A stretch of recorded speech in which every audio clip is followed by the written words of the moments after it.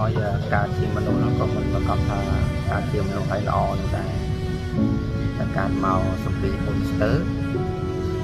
ចេះតែមានបញ្ហានេះបញ្ហានោះ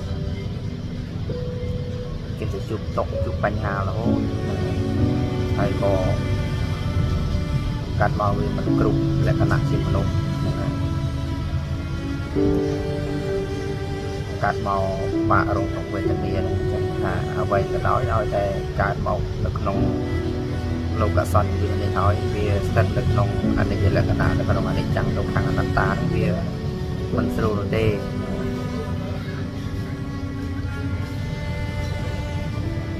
តែតថាយើង